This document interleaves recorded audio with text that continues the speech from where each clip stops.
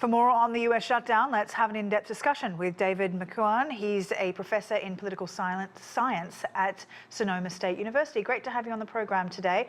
We're now hearing rumours of possible talks between Senate Republicans and Democrats. Do you feel this, record-breaking shutdown is moving towards a conclusion?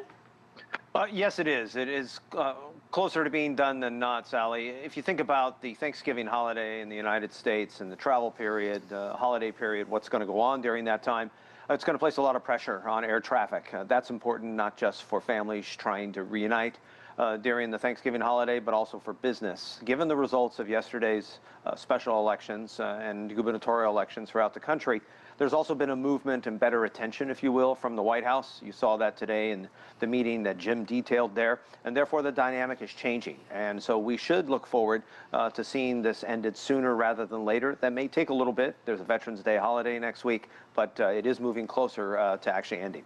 And Trump is calling for a quick end to the government funding lapse by eliminating the filibuster, the rule that requires 60 votes to advance most legislation. Why is this described as the nuclear approach to ending a shutdown?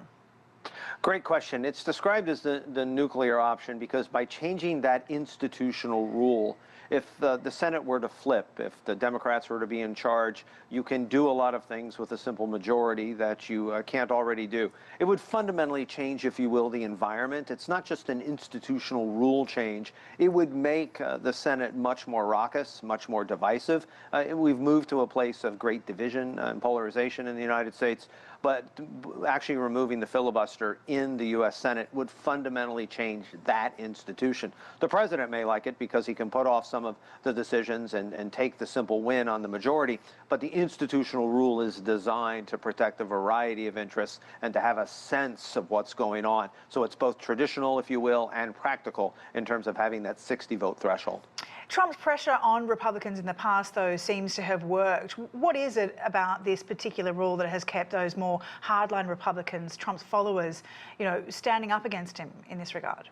Yeah, there's a bit of a fatigue here. You saw that in the vote yesterday, that simply voters are exhausted by what's going on, and that's rubbing off to some of the Republican senators. There's also the component of what's happening to the subsidies under Obamacare.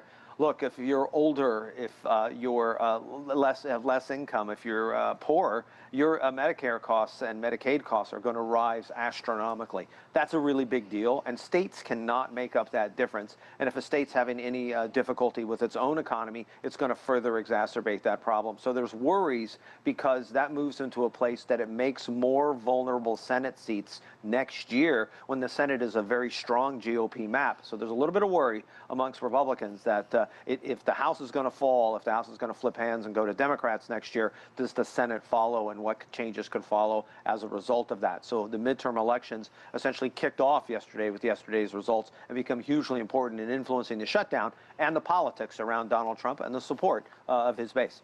Okay, we'll leave it there. David McCuan, really appreciate your time. Nice to join you, Sally.